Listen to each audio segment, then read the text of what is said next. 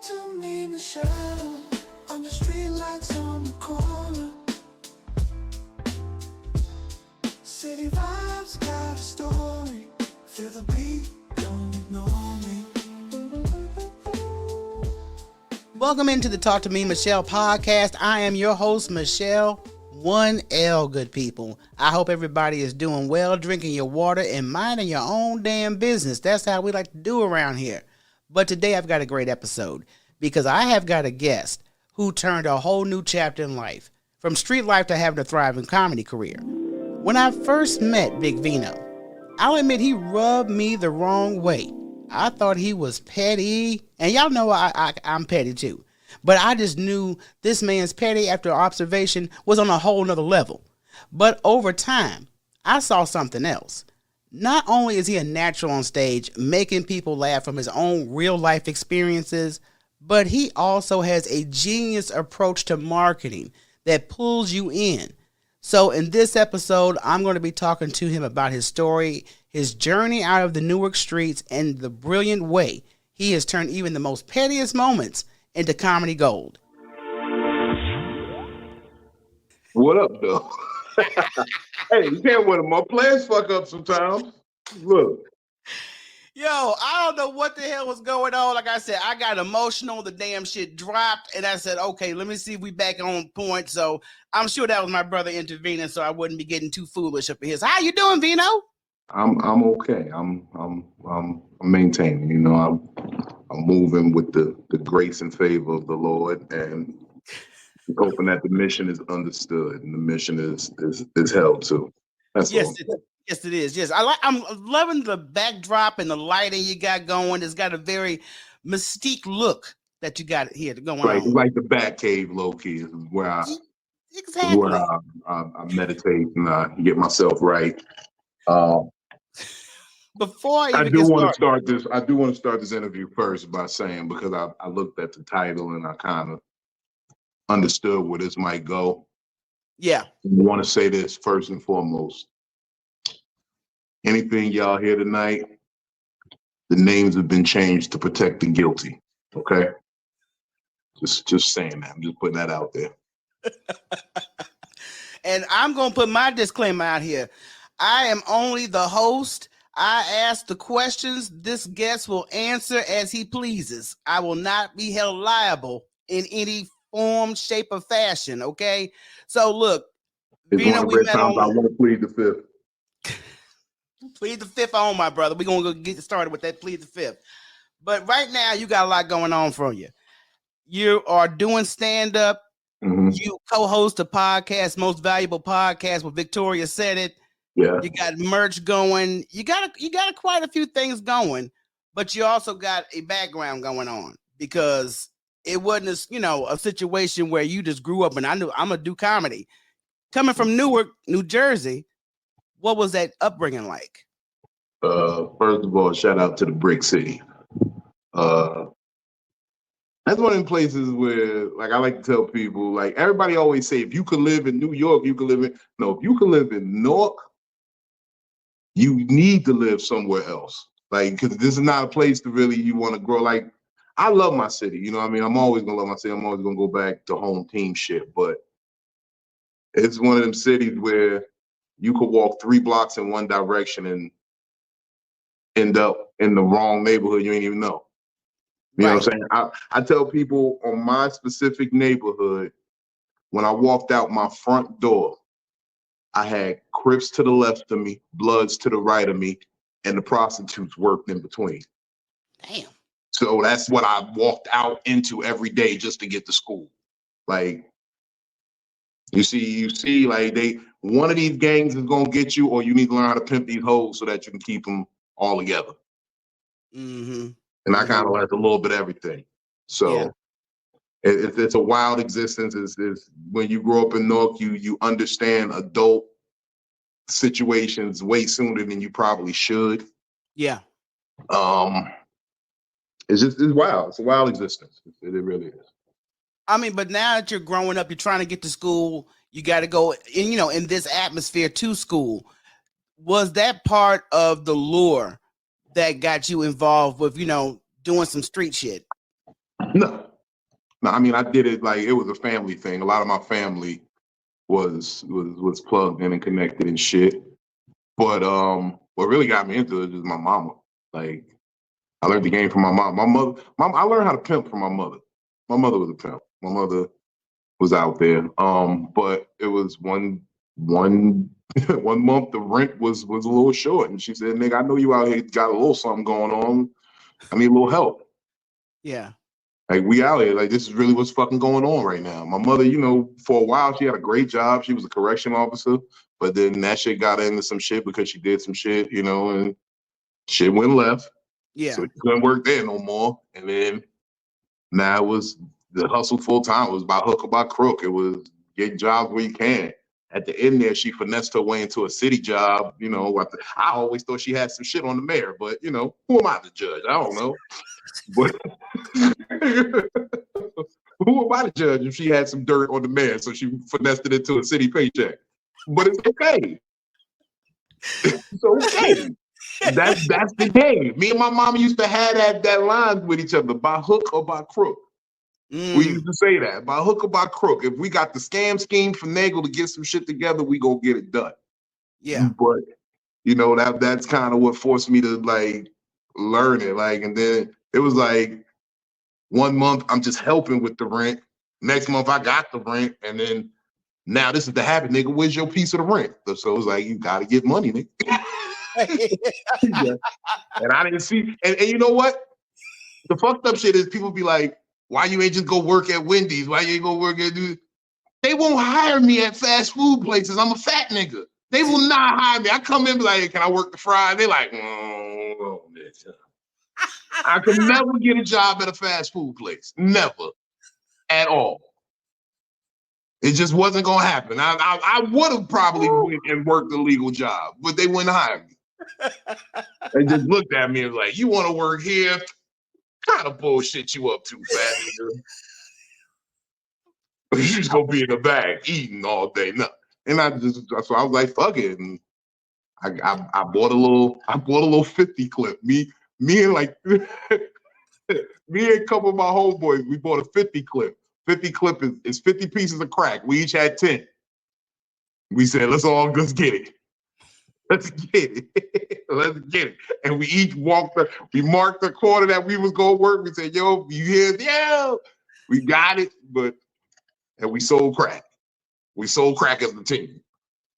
And we each made about $75 off that first batch of crack. 75 off the back of crack. $75. We stayed out there for 8 hours. It was just a little bit better than a minimum wage job. Right. Exactly. But you know what? If you were just already introduced, I wanted to ask how old you were when you first really got into that hustle. Well, I had done dumb little shit for like my cousins, like, hey, go take this over there. So I always understood what pitching and slinging was about. But when I actually took off on my own, about 15, 16. That's when I like got my own, like I said, we all got a pack, and after that I was like, I need to just get my own shit, because my corner clucking more than these niggas' corner anyway. So I could probably do something extra. You know what I'm saying? And then I started learning how to work the phone too. Like I got onto the phone game way before everybody else. Be like, yo, call me, beat me if you want me to come, and I'll come to you. Right. I don't need to be standing out here all day. If I'm moving, like I figured it in, because I'm good at with numbers and mathematics. I figured if I'm moving, the time that I'm sitting there waiting for somebody to come, if I'm in transit to the sale, that's the same amount of time wasted. I'm just in transit, and I know at least I'm going somewhere, and I'm not stuck somewhere where they can just get me. Right. You know what I'm saying? I mean, but you do have to have that kind of knowledge if you're gonna move like that, man. I mean, you got to when it's cool to move and how much to have on you. I mean, about how long did you have to go ahead and just keep on grinding that way? I evolved real fast because I was like one of the first niggas in high school with a cell phone. I was the first nigga with the Motorola flip. I wasn't the first one with a phone, but I was the first one in Weequay High School with a flip phone. With the Motorola flip, we like, yeah. Call me after 7. I got free nights and weekends at 7. Yeah, I know them other niggas at 9. I got it at 7. That's how I was moving. That's how I was moving. So, I mean, from 15, 16 years old, you're doing the street hustle. Was there anything that, you was already in the mix? Was there anything that basically, you saw that you probably wanted to elevate a little bit more in the streets? Did you No. want to come just stay as it is? No, 15, 16, I thought I'd be dead by 18. I thought I'd be dead before 18. I had a lot of niggas dead, dying around me. People would get shot and killed every day. There was a whole gang war going on at that time. Niggas was dying every day in North New Jersey. Like it was to a point like after a certain hour, get off the streets. It ain't even worth it. Parties ain't worth going to a party. Like there would be team parties. You know what I mean? We can't even go to the team parties. So I never thought I would make it. Like I had family members that came up to me on my graduation said, yo, I never thought we'd be here. Damn, so where we going? You going to college or something? So what's happening? Right. Like we never planned for everybody knew I was smart, everybody knew I had great potential, but I was running around. Yeah. So they was like, yo, 18. We'd be lucky if we see this nigga at 18 college. I ain't had no college fund. And the crazy part is I scored like an 1180 on my SATs. I could have got a scholarship, but right. I ended up going to college for a semester and a half, but like I learned that going to college it was about who you met in college. Like I learned how to be a better criminal in college because I met mob niggas. No, I did. I met some mob niggas and I met their kids and then, you know what I mean? So I got introduced to them and like I learned about the bookie life and I learned about collecting for the mob and that shit was way more money than standing on the corner getting some money. Like, yeah, you can sell some dope, but don't make that your whole life. Right. Let's get some other shit going. Let's collect. We go take bets. We go open up a bookie. You only need about $350,000 to open a bookie. You gotta be able to cover the first week's bets. Okay. And you either win or you lose. But most of the time you're gonna win because people are degenerate losers. No, that's just what it is. People are degenerate losers. Even when they win, they're gonna put that money that they won back into losing. Back in there. Yeah. That's the one thing. Yeah, it's addictive when people get that itch where they got to put some money on the table, and they always have maybe one shot that they get a little something off the top, but they got to put it back on the table. Yeah, put it back in there. So now we got to go on to the transformation that you had because you have decisions to make. You went to college for a minute. You met some other folks that elevated the game. So what was it that said, you know what, I need to switch up? And I need to get something else going? First of all, let me just say, it was a long process coming. I don't want everybody to think I just flipped the switch. Like, I didn't do it till I was like 30. The process didn't begin till I was like 30. I hustled from 16 until like I can say officially I stopped at 33 because that's when I moved to Virginia and retired. But that's when, and then 2 years I dicked around, like just didn't know what to do with my time and efforts, and then found comedy at 35. So there's a big gap of just fuck off shit. And it was a lot of shit that happened in there. Like part of the transformation began when my girlfriend got murdered. So I was like, oh shit, she was pregnant. You know what I mean? So that hit me real hard. You know what I'm saying? So that fucked up my head and I started, first it caused a mental break. I had a whole mental break. I really went like Howard Hughes hermit status and didn't leave my house for like 6 months. Like I'm just in the house. I'm getting everything all. I'm moving reckless because I'm making drug deals out of my house. I'm going wild. I'm in there like just out of pocket. Right. So that happened, and then when I finally got back out there, because I came back out because somebody questioned if I was still me and if I was still that. And it was a stupid reason for coming out, but my ego drew me out. And then I was back out there again for a minute. And then I turned it up like, fucking, I ain't got shit to lose. Then it took my baby, took my lady, you know what I mean? Like, fuck this shit. And I was out there. And then I stepped it up even more and I like upgraded. So I went from a trap house in the hood to a motherfucking penthouse apartment downtown. And I'm like, okay, now I'm good. I got cars in different bitches' houses, and I'm just moving wild reckless. Like the whole city know my name. They know, yo, Yeah. oh, he out tonight, he chilling, he crew. But then I like started realizing like I'm sitting in this penthouse and I'm like, I don't really got nobody I could like kick it with like that. Like I got niggas that I fuck with, you know, niggas I say what's up to, they cool. But like my real friends, few and far between. Like I'm scrolling through a phone of numbers of niggas who are dead, literally dead, in jail for years, for decades. They're not coming home for a long time. Like they might make it home, but they might really die in jail. And I'm Yeah. just scrolling through a phone of numbers of niggas who ain't active, and I don't got nobody to chill. I couldn't call a nigga and be like, hey, you want to go catch the game? You got some drinks or something? I got all the money in the world. I don't got a lady that I really love or fuck with. Like I got some hoes and they serve purposes, but I don't got nothing. Oh, you got everything in the world and don't got nothing. And With I was the like, I'm gonna die like this. Like this is crazy. no, And I first want to extend my condolences for your loss, and I also want to ask, is that the reason you may have possibly built up a wall for, you know, if there is a woman out there that has a genuine, authentic interest, and it might be a challenge for her? no, actually, it done the opposite. Okay. It it actually helped me to drop the wall because I'm very open with women. I'm very honest and I'm very emotionally intelligent. I in that moment, the day she went missing, we had been at the house all day. We've been making love. We was having a good time, smoking a little weed, had a little drink. She went out to go work. And I wanted to tell her at that moment, like, this is what I wanted to say. I wanted to say, fuck work tonight. No matter what I'll give you whatever you make at work. Stay in. We in the night. We want some Chinese food. We chill. We go out and have a drink. Fuck you working at the spot tonight. I should have said that. Mhm. I love that woman. I loved her so much. I never got to tell her I loved her. Those words never passed out my lips.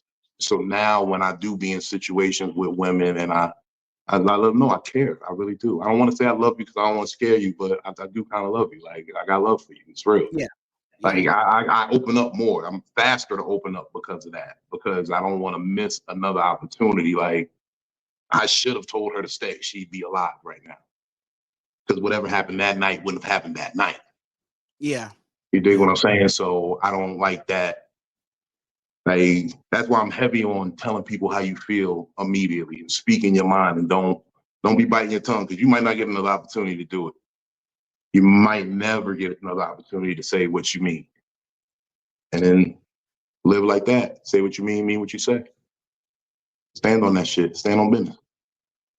But yeah, about that shit fucked me up. I be trying not to think about it too much because that was hard for me. Like even when funny shit, even when I thought she didn't like me and she thought she was talking shit about me, the shit she was talking was actually fly. I was like, oh, that's how you feel about me? Fuck you too, bitch. Like I love you, girl. I should have said it. I should have loved her. I should have loved her more. I really should have. That's all she ever wanted in this world. Somebody to love her. And I dropped the ball a little bit. So I don't want to do that ever again. So I'll be honest with women. I Yeah. really do.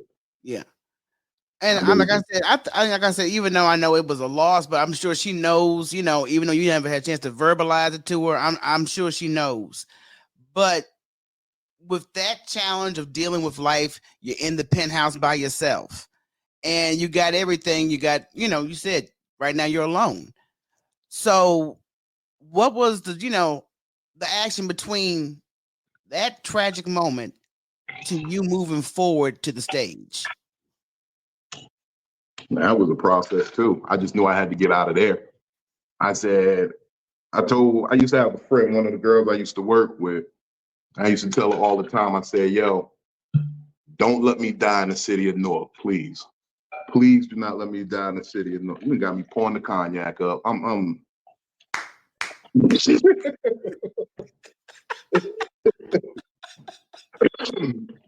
But I said, don't let me die in the city of Newark. And I swore to her I would not die in the city of Newark. And if I kept living there, I was gonna die there. Yeah. You know what I'm saying? So I was like, I gotta get out of here. So like I don't got a lot of living like actual people who share my blood. At the time, it was my mother, my sister, my mother, my two sisters, and my grandmother. And then I have an uncle, and I got a bunch of cousins that, you know, are his kids.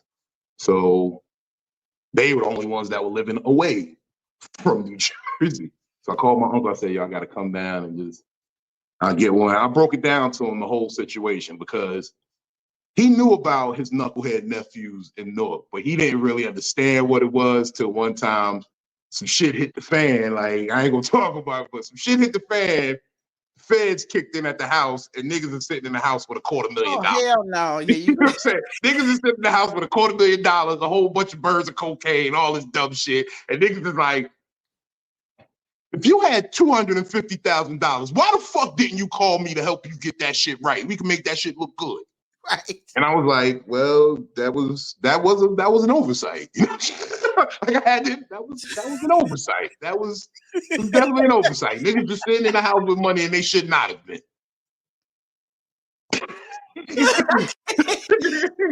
So I called Unc and I explained to him my situation, told him what I had, told him what I was trying to do, told him like, look, the shit is clean. It's clean. I just can't, like, I can't spend it. It's clean money. I just can't spend it. I need to figure out my life. I'm going, if you don't want to bury, like I told him straight, I said, you'll bury your nephew in the next 7 years if you don't help me, please. And I had to break down as a man. It was the first time I really, like, as I was doing that shit, broke down and said to him, man, like, please, like, help me to get it straight. Like, I need your help as well because my mindset is fucked up. Like, I've grown up here. Like, you got your kids to fuck up out of here. Me and my sisters, we had to stay here. Right. We were here. We like everything that is Newark and grimy and brick city is what we've been through. So I told him that shit and he was like, all right, I'm coming. Yeah. He was like, release yourself of all your loose ties and anything that's dirty and just bring your ass. And that's what I did. I signed over 3 cars to like 3 different bitches. like the cars were in their name. I just put the down payment on and I was paying the monthly, but the car was in their name. So I said, yo, look, this is your car now. It's not gonna be me stopping by, coming to get it. Just pay the bill, finish it off. You only got like maybe 10 more payments on it and it's yours. Yeah.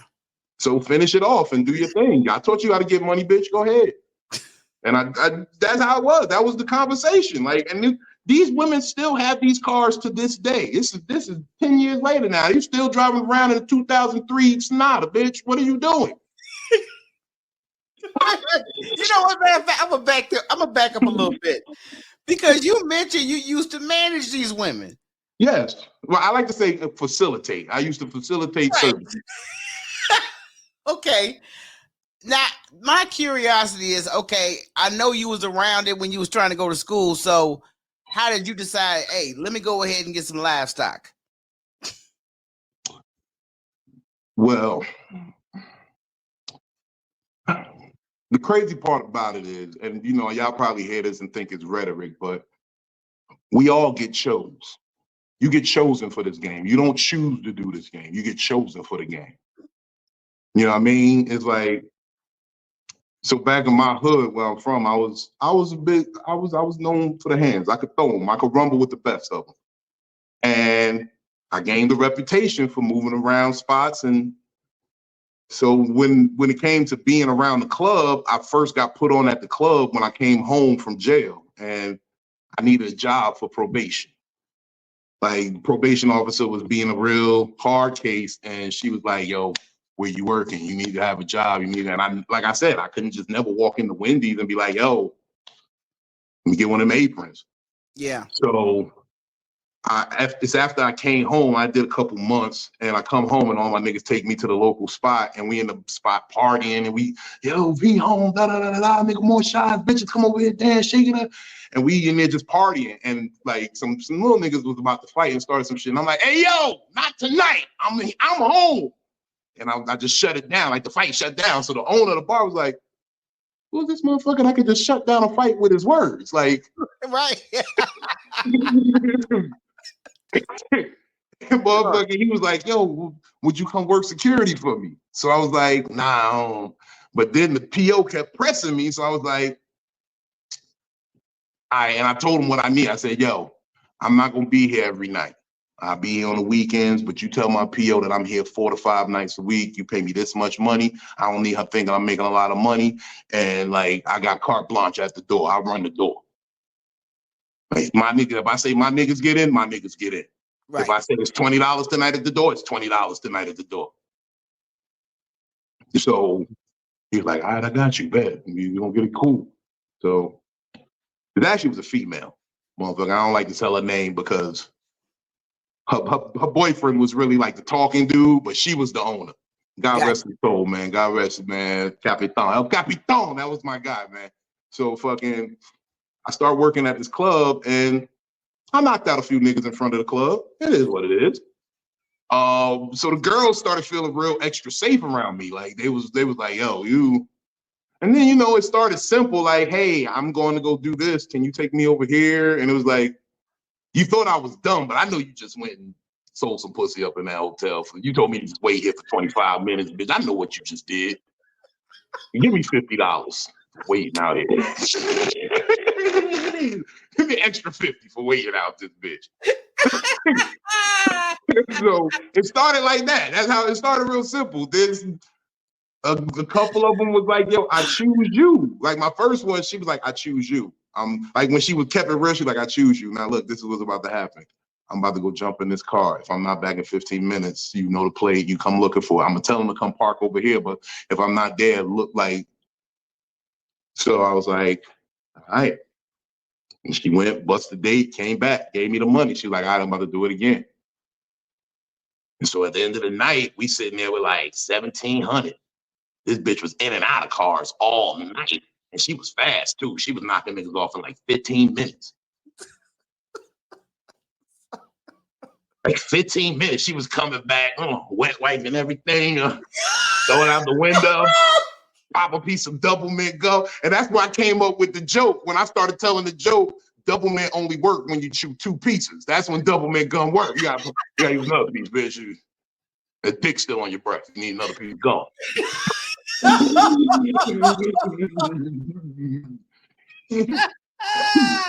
So she would come in, boom, boom, boom, wipe down, boom, boom, throw a little bit of Victoria's Secret spray on, and she back out there on the track. I'm like, okay. And I'm just counting the money. I'm like, oh shit, this shit, what's up? And you know, I'm naive. This is my first time pimping. So I'm like, I wonder how much of this is mine. This is mine. I wonder. So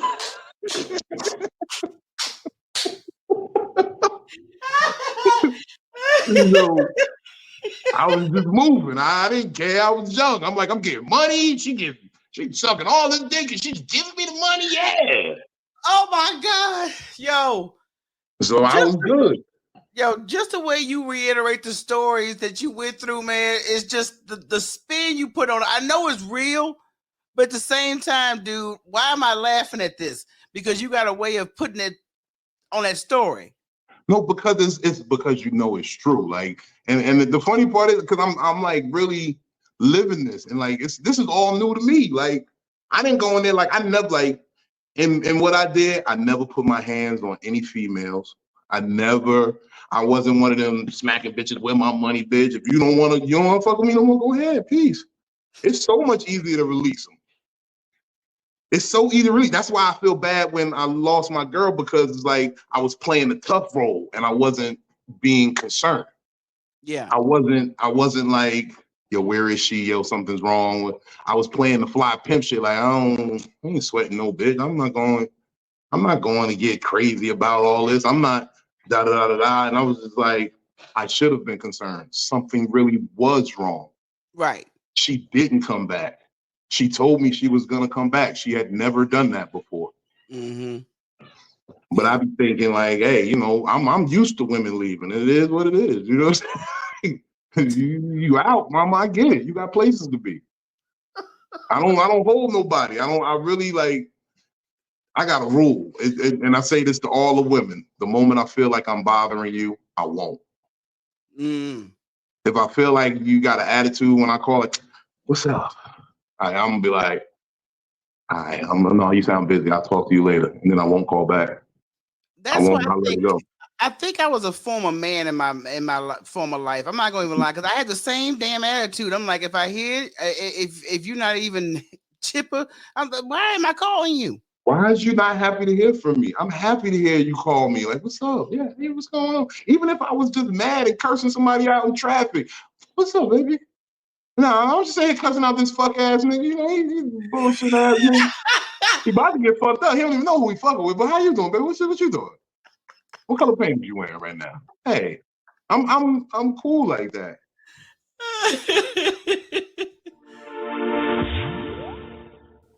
That is wrapping up part 1 of my chat with comedian Big Vino, from the streets of Newark to the comedy spotlight. And he's shown us the power of reinvention and finding laughter in even the roughest parts of life.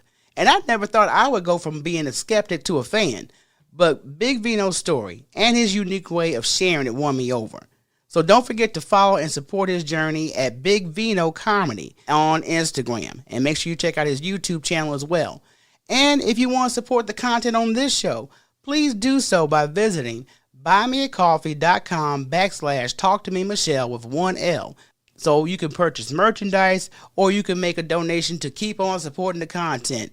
Make sure you follow me on all social media at Talk to Me Michele. The YouTube is what I need y'all to do. I need y'all to go to the YouTube, because I'll schedule live stuff and we be having a blast over there. And make sure you share the podcast if you don't mind, and leave a review. I'd really appreciate it. I thank you guys again for listening. And so until next episode, peace.